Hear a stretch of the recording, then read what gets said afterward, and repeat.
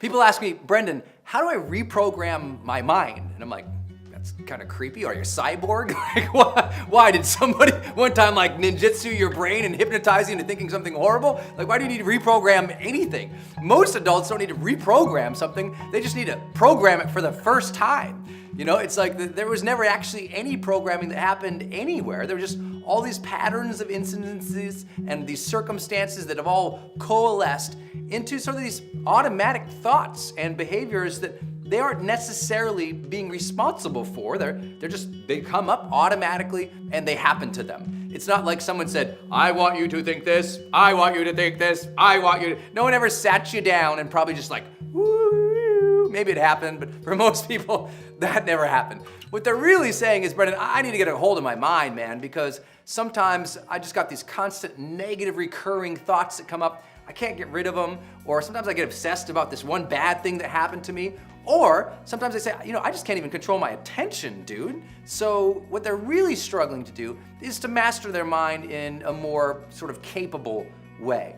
So let's talk about how your thoughts are generated. And some of this you might already know. If you've read my book, The Charge, or you've seen some of my other work in High Performance Academy, we talk a lot about how do you master your psychology. I'm gonna give you one simple framework to think through, and then some tips and tools and strategies you can immediately input into your life to better manage your mind. The first thing, if you're having negative recurring thoughts and feelings that are coming up, those are really, they're easy. And here's what I mean by that. We kind of have two systems of thought, psychologists like to say now. We have the system one theories, in which the system one is your automatic, just unconscious, immediate thoughts and impulses that come up from your body that usually your brain is just saying, hey dude, we've thought through this before, or hey dude, we're trying to protect you. So it's running at a very baseline, easy, energetic level. Your brain loves to optimize itself. It doesn't like to have to do a whole lot of thinking.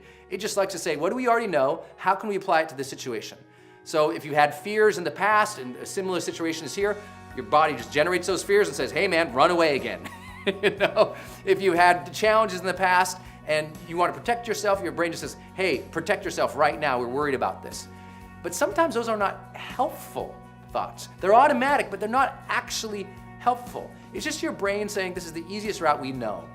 And part of becoming a more mature, conscious, enlightened person is to better take control of our system two, which is our sort of conscious dashboard on our mind, our ability to more directly work, control, generate, and create our own thoughts and behaviors in the moment, not relying too much on just the things that come up for us. Now, of course, we're always going to. Most of our lives is very system one driven, very unconscious, automatic. We're just going through the motions. But the people who achieve the peak amounts of success, the highest performers in the world, have said, you know what? I need to discipline my mind to support me even when it comes up with an automatic, immediate thoughts. I want those to be positive and buoyant and confident and strong, something that leads me to healthy decisions for my life, not just things that protect me. And so I think that we have to learn how to do that.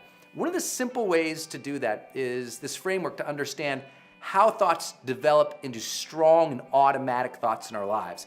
I call the framework RWID, which stands for relative, weight, of importance, and duration. People often who have negative recurring thoughts and feelings in their life, the reason those keep coming up all the time is because they at some point in their life or continually are giving those thoughts, the negative ones, more attention than necessarily any other thoughts. In other words, the relative weight that they give those thoughts is quite high. And they give a lot of importance to them. So those thoughts are very important to me right now. And they're durational, they last over a period of time. They keep thinking about those thoughts, thinking about those thoughts, thinking about those thoughts. And it's all that repetition that seals it in the back of their head. And now their head says, oh, this is an easy thing. I know this one, and it pulls it forward. So that simple repetition, because they made it important and they thought about it a lot, it keeps coming up for them over and over and over again. So there's a good negative thing about that and a positive thing. The negative is, if you keep obsessing about negative things, your mind will be automatically conditioned to bring it up more and more and more often without your control, just automatically. The positive aspect is we can use that same skill set and that same rule to apply positive thoughts into our own life. We can give positive thinking, positive questions, positive approaches to life a lot of importance in our life and a lot of focus, and focus on them and give a lot of duration to them over a period of time, and they get sealed in the brain as well. And now the brain says, well, that's easy, automatically thinks about it. So for me personally, I've done this so much in my life that I automatically think about the best possible outcomes in almost everything I do. I used to think about the negative outcomes. I thought, that's not supporting me. So how did I do that? Well, leveraging RWID, it helped. And let me break it down for you a little bit about how you can do this, because the first thing you have to do in order to improve your mind is take total control of your attention. And notice, where are your thoughts right now? At a very continual basis, you have to think, where are my thoughts right now? Are they supporting me, or are they automatically coming up negative and self-protective in ways that are not advancing my life? Just to be aware, to be conscious of what's going on in your body, in your sense of feeling and emotion, and the sense of the thoughts you're actually having. Just start paying attention. You know, for a lot of people, because they've never done this before and it's hard to remind them to do it, it's like simple. Here's what I want you to do. Just start paying attention to your thoughts anytime you're in line. Anytime you're in line from now on. If you're in line at Starbucks, just say, I'm in line at Starbucks. Brendan said, think about my thoughts. What are my thoughts saying right now? Just checking in. You're in line in traffic, waiting for the next car. Just sit and think, what are my thoughts right now? And just notice what you've been thinking about. The more we notice what we've been thinking about, the more we can interrupt what we've been thinking about. See, if we just allow that feeling to keep coming up and we don't pay attention to it, our life can be very frazzled and very highly anxious. But once we say, what's my mind on right now? And we redirect it, that is where personal power comes from. First, awareness, right? And understanding and the consciousness to what's going on. But then the ability now to be self-directive, to choose what we want to focus on. So first we're attentive to it, and then redirect it. If it's negative, it's not supporting you, redirect it. How do you redirect it? First and foremost, you just say, what would be the opposite of this negative thing? Then you think about the positive thing, and you focus on that, and you repeat it to yourself. For many people, that might include closing their eyes, just visualizing a more positive outcome. Thinking about the more positive outcome, thinking about the more positive outcome, thinking about the more positive outcome, focusing on it with their eyes closed. And that visualization of a more positive outcome, of how things could turn out well, or how the situation could be better, or even just what are the next steps I should take. Visualizing that and assigning a high amount of importance and duration to it, meaning making that thing important to us by making it, how do you make something important? You give it a sensation. You feel that thing. You sense it. You sense what your next step would be. You sense how it would feel if the outcome would be better. How would it feel emotionally, psychologically, spiritually for that thing to be up? Allow it to have a lot of emotion to it. Pay attention to it. Your eyes closed, you see that thing, you feel it, you sense a different step, you know what you're gonna do, you pay attention to it, and you keep focusing on that, just over a period of minutes. Keep focusing and keep focusing and focusing. When your mind automatically wants to go back to the easy, which might be negative, you go, no. I'm not into easy right now. I'm into conditioning my mind. Focus, focus, focus, focus. Give attention, duration, and sensation to it. Attention, duration, sensation. Attention, duration, sensation. Visualization, visualization, visualization. It's repetition of that positive alternative to a negative impulse that comes up that gives us personal power. Let me say it again. It's that attention to that positive alternative over attention to repeating that negative impulse or thought that gives us personal power. It's not that we're gonna someday wake up in the perfect world in which we don't have negative thoughts. There's plenty of times I struggle too. I come up with this, I'm thinking about a new dream, a new goal. I'm gonna go interview some major celebrity, or we got a big time celebrity client, and I get a little nervous, and I can start thinking about all these negative things that could happen if I screw up. My mind immediately interrupts that now, because my mind goes, relative weight of importance and duration, Brendan. You can either give this thought more time and energy and focus, or you can just stop it and force your brain, creatively force it to direct it to a different possible alternative.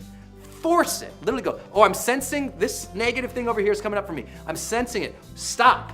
Okay, get to work, brain. What positive thing could I create and focus on? And close your eyes and think about it and focus on it and focus on it and focus on it and build it out. Make it elaborate in your own mind so you can visualize and see it and feel it and focus on it, focus on it, focus on it, focus on it. literally, later on in the evening, focus on it again, focus on it again. I mean, you start building in that capacity. Now, if this all sounds way too philosophical and you're like, dude, how do I land this? How do I make it happen? Here's a very simple thing you can do to reprogram your mind. Create a sheet of 2 simple things, very simple things. I want you to write 5 questions down that you're going to ask yourself 3 or 4 times a day. 5 questions that are positive for yourself. That every day, you're going to wake up in the morning, you're going to read these questions to yourself, you're going to answer them. You're going to read them, you're going to answer them. Every morning. Then at lunch, read the questions, answer them. At night, read the questions, answer them. These can be questions like, what could I feel incredibly grateful for right now? How could I surprise or flirt with somebody right now? How could I have fun right now? Positive things like that, right? How could I demonstrate love or excellence right now? Ask these questions in the morning. Ask them in the afternoon. Ask them at night. By asking these positive questions over and over, I mean, you just do this for 30 days, you're gonna recognize a total shift in your life. Just simple questions, but you're giving them weight by focusing on them 3 times during the day. You're having duration by focusing on it 3 times during a day over 30 days. Your mind starts to reshift its gears to give automatic ease to answering those questions and living in that mindset versus an undirected, unconscious mindset. Second thing on that sheet, or those things you can do, 5 questions first. Second thing I want you to do is come up with 3 words that describe your ideal self. Just 3 words. You know, mine are, for example, present, excited, and bold. So I'm going to focus on those questions 3 times a day as well. What I do is I put them on my iPhone, and they come up as an alarm 3 different times during the day. Just my phone buzzes, and those words are there. I'm like, oh, right, I'm that guy. I got to focus on being that guy versus whatever. I might be in a bad mood. I'm like, and completely detached. And then I look, I'm like, dude, no, I'm an excited person. Break that thought. Get back into this. Got it. This is who I am. And now that might sound so simple. Simpy? It sounds so simple, but guess what? People won't do the discipline. They are so frustrated with their mind because they haven't done the conscious discipline to reprogram it. That's the last thought here. Yes, we all have unconscious thoughts, every single person of us. If you don't have a mental disorder, and then guess what? You have extreme power in your life to overtake it. And even those who have mental disorders, psychologists and therapists work with them to recondition their mind by allowing them a different way of attaching meaning to the past incidences. But even if they attach a different meaning to the past, the whole focus is bring them into today and teach them to use their mind to direct itself into positive orientations, to make healthier decisions, to enact healthier behaviors. If you can just focus on getting more attentive to what you're feeling, and then do these thought exercises. What questions? Who do I want to be? And you do that over and over again, everything changes. Last thought, our unconscious and our mind is incredibly programmed not just by thought, which is what I've been talking about, relative weight of importance and duration, focusing our attention on what questions we would ask ourselves, what positive alternatives can we create for ourselves, what labels can we create for ourselves to support us. But our mind also is incredibly conditioned by action, behavior. You've heard the term like fake it till you make it. I don't love that. I'd rather just say, you know what, just be authentic over and over and over and over again, right? If you take action on a consistent basis, it teaches your mind to do that. So do things that are positive for yourself. Take bolder actions. Teach yourself, I'm just gonna be confident, just for no other reason. Watch my video on being confident here on YouTube. I want you to really think about this. The more that you take action, the more your brain gets automatically conditioned to understand that's what we do. Hey man, that's just what we do. We just react to bad situations like this because that's how we've done it. You can actually condition your mind without doing any thought other than just behaving in a more positive manner. And suddenly you find yourself thinking more positively. I know it sounds duplicitous, but word is duplicitous? I think it's word. Sounds good. Good word. It's like a $10 word right there. That's a big word for a Montanan. But I really want you to think about that. Your actions condition your mind as much as your recurring thoughts condition your mind. So be a person of good, positive thinking. Be a person of good, positive action. And suddenly one day you'll wake up and you're like, I just feel amazing. I feel extraordinary. I feel positive. And that's what it feels like to live the charged life.